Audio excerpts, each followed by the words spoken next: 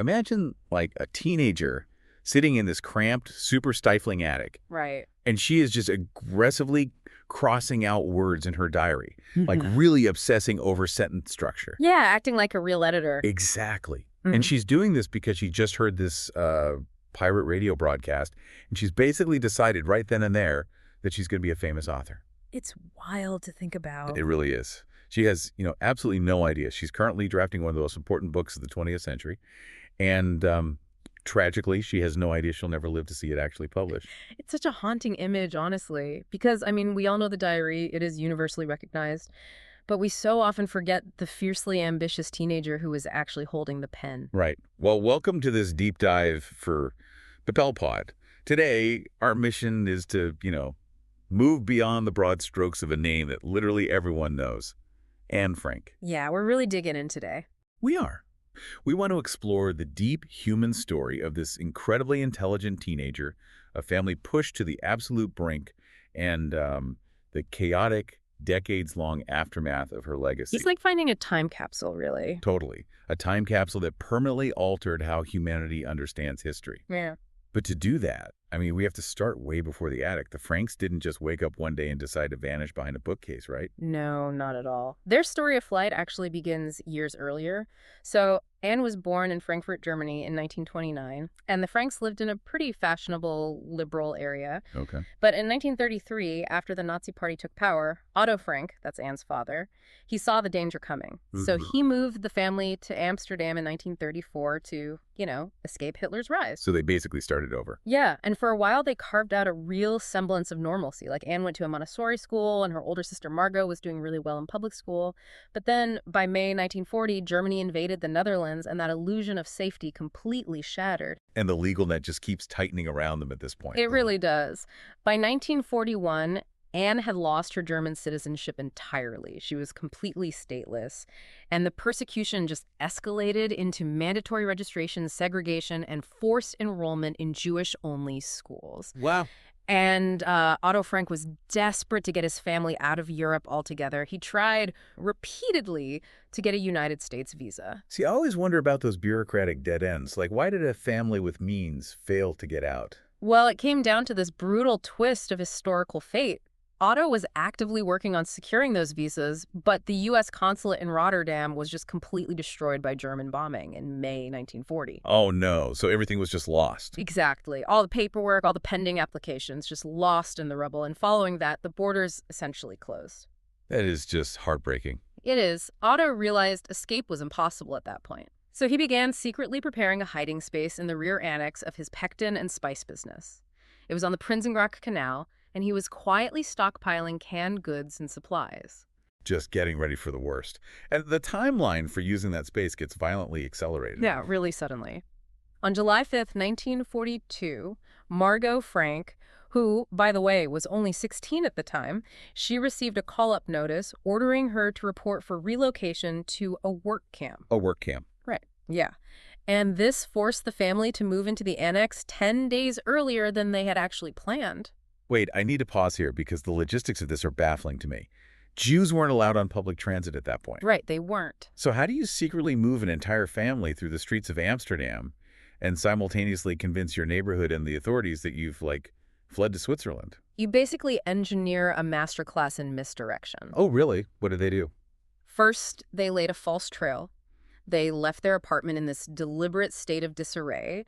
They unmade the beds, threw clothes all over the floor, and left unwashed breakfast dishes in the sink. To make it look like they just bolted. Exactly, to create the impression of a panicked, sudden flight.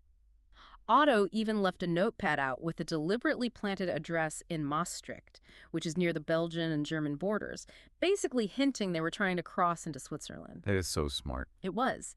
Then, on the morning of July 6th, they put on multiple layers of clothing. Oh, because carrying suitcases would be too suspicious. Oh, exactly. So Otto, his wife Edith, and Anne walked several kilometers across Amsterdam in the pouring rain.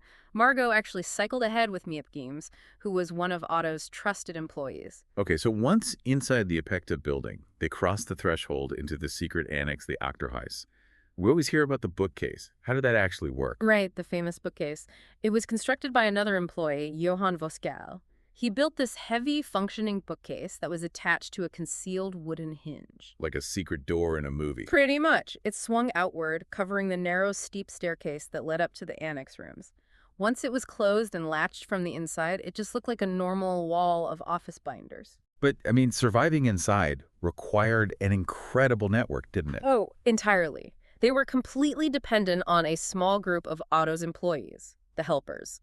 Miep Gies, Bepfus Grill, Johannes Kleiman, and Victor Kugler. They risk everything. They did. These individuals smuggled in black market food, brought them library books, and provided moral support, knowing full well that sheltering Jews carried the death penalty. If you're listening to this and remembering how angry you got at your own parents when you were a teenager, Oh, yeah. imagine experiencing those exact same adolescent hormones, but you're trapped in a 500 square foot space and you literally can't step outside to blow off steam. Hmm.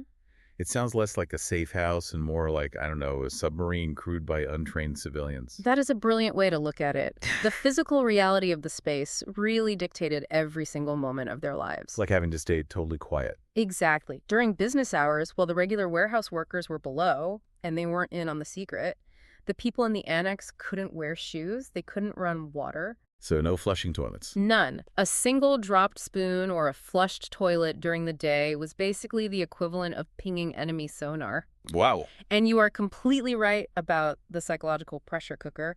Anne clashed terribly with her mother, Edith. She often wrote about her mother's perceived coldness with, bitter teenage resentment. Though it's fascinating that Anne actually later regretted those harsh words. Like when she went back to revise her diary, she added a note asking herself, Anne, is it really you who mentioned hate? Yeah, she matured incredibly fast in that confined space. And she also had to share a tiny room with a dentist who joined them later, Fritz Pfeffer. And she couldn't stand him. Right? Oh, she found him utterly insufferable. And then, of course, there were her shifting romantic feelings for the teenage boy sharing their hiding space, Peter Van Pels. Right, teenage romance in a tiny attic. Yeah, she started out just dismissing him, then became infatuated, and they actually shared her first kiss in the attic. And eventually she began to analytically question if her feelings were genuine or if they were just like a product of their shared suffocating confinement. Which brings us back to that hook from the intro, the image of her editing. Because she wasn't just venting into a journal to blow off steam, was she? She was actively drafting a manuscript. Yes. And the catalyst for this is a radio broadcast in March 1944. Who was on the radio? So they were listening to a clandestine broadcast from London, and Gerrit Polkestein, who was a Dutch government official in exile, came on the air. And what did he say?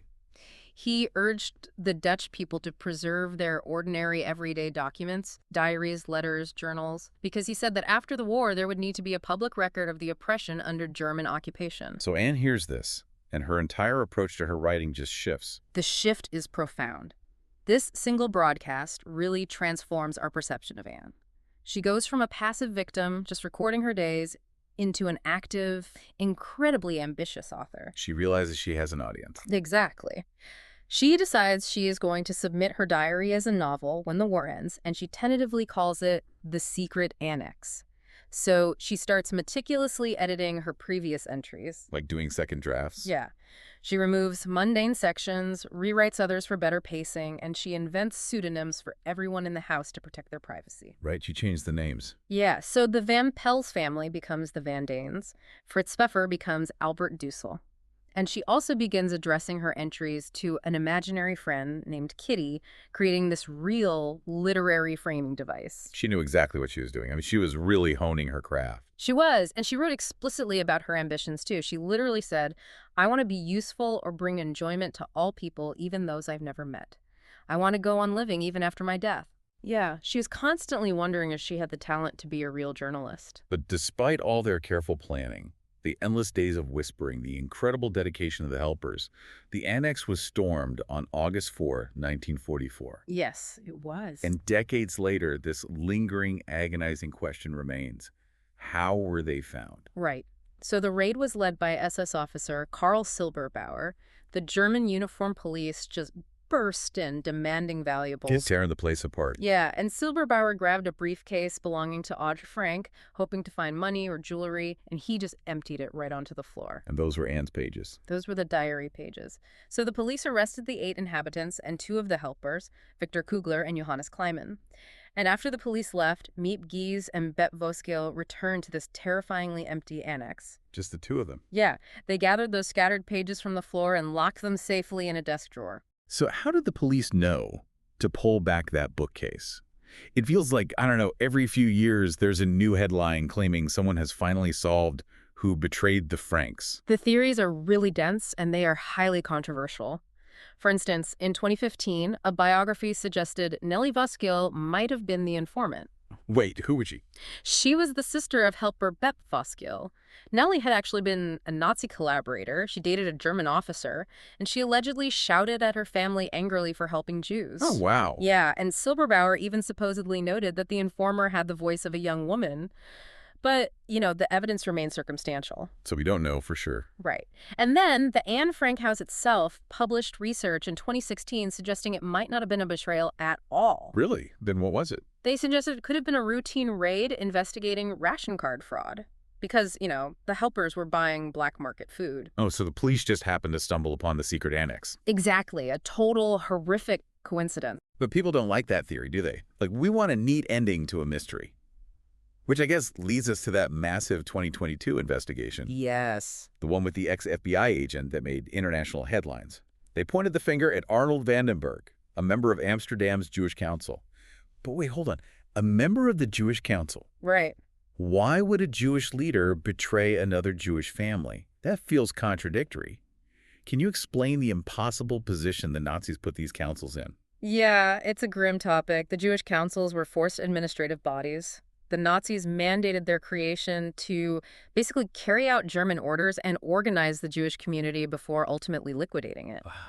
And the 2022 investigation suggested Vandenberg handed over a list of hiding places to the Nazis to save his own family. But the backlash to that book was immediate and really severe, wasn't it? It was. Scholars and historians systematically dismantled the theory. They pointed out that it relied on incredibly flawed sources and completely false assumptions. Like what? Well, the core premise that the Jewish Council even kept a master list of hiding places from which Vandenberg could draw was historically inaccurate. It would have been totally suicidal for the council to keep a list like that. Makes sense.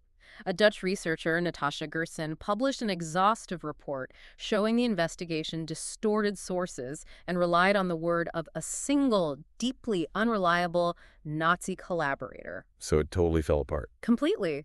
The historical consensus came down so hard against the book's methodology that the Dutch publisher actually apologized and recalled it from stores. It's like we are so desperate for a singular cinematic villain who betrayed them that we grasp at flawed evidence. Exactly. And it almost distracts from the systemic evil of the Nazi regime itself. Yeah. Like we spend so much time debating who made the phone call that we sort of shield ourselves from the horrific reality of what happened when the police answered it. That's a very powerful point. So what actually happens to this family once that secret door is opened? The timeline of their captivity is brutal. They were first sent to the Westerbork transit camp in the Netherlands. Because they had been arrested in hiding, they were classified as criminals and sent to the punishment barracks for hard labor. Right. Then, on September 3rd, 1944, they were put on the very last transport train from Westerbork to the Auschwitz concentration camp. The very last one. And upon arrival, they faced the horrific selection process. Yes. Anyone deemed unfit for labor was sent immediately to the gas chambers.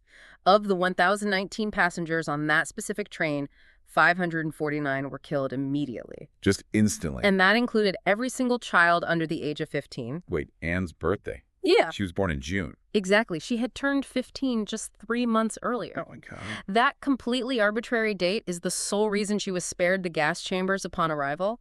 She was stripped, her head shaved, tattooed with a number, and forced into slave labor hauling rocks. And the conditions were just unbearable. Disease was rampant, and Anne quickly developed severe scabies. The sisters were moved to a darkened, rat-infested infirmary block. And here we really see the tragic sacrifice of their mother, Edith. Because they had fought so much in the diary.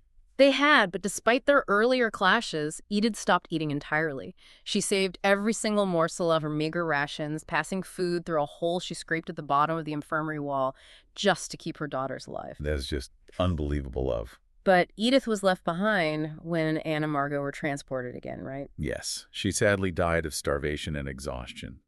And Anne and Margot were shipped to Bergen-Belsen in October 1944. What was Bergen-Belsen like at that point? It was completely overflowing. Tents were erected, and this massive typhus epidemic swept through the camp. It ultimately killed roughly 17,000 prisoners. I know there is a heartbreaking detail from this specific time. Anne actually encounters two of her old friends from Amsterdam at the camp, doesn't she? Hannelie Goslar and Nanette Blitz? She does. They actually managed to converse through a barbed wire fence. And Nanette later described Anne as bald, emaciated, and shivering in a blanket because her clothes were just too infested with lice to even wear. Yes. Anne told them she believed both her parents were already dead and that she no longer wished to live. The hopelessness was just absolute. So tragic. And for a long time, it was thought they died in March, just weeks before British troops liberated Bergen-Belsen on April 15, 1945. But 2015 research indicates they likely died earlier, in February. What happened? Witnesses said Margot, who was severely weakened, fell from her bunk and the shock killed her. Anne died a day or so later. They were buried together in a mass grave. And, just to understand the scale of this annihilation, out of 107,000 Dutch Jews deported during the Holocaust, only about 5,000 survived. Just an unfathomable number, and Otto Frank is one of those 5,000. He actually survives Auschwitz. He does. He returns to Amsterdam in June 1945, hoping against hope. He learns his wife is dead on the journey back, but he's desperately searching for his daughters. And finally, sisters who were with Anne and Margot in Bergen-Belsen confirm the devastating truth. They are gone. Yeah, and it is right at this moment that Miep Kies, his former secretary, goes to her desk drawer and hands Otto his daughter's notebooks. Because she had saved them. She had saved them totally unread, just waiting for Anne to come back. What was Otto's reaction when he actually sat down to read them? Because he didn't know what was in them. No, he was completely floored. He later said he had no idea of the depth of his daughter's inner life. He knew she was writing, sure, but he didn't realize the profound emotional and philosophical record she was keeping. Wow. And knowing her deep desire to become an author, Otto took on the incredibly painful task of getting it published. He combined her original diary with the revised version she had been working on after the radio broadcast. Right, her second draft. But did it find an audience immediately? I mean, was it an overnight success? Not at all. It was actually rejected by several publishers initially. Really? Yeah. But finally, a historian named Jan Romein wrote an article about it in a Dutch newspaper. And he stated that this child's diary embodied all the hideousness of fascism better than all the evidence at Nuremberg. That is a powerful endorsement. It was, and that sparked interest. The diary was published in the Netherlands in 1947 as the Annex.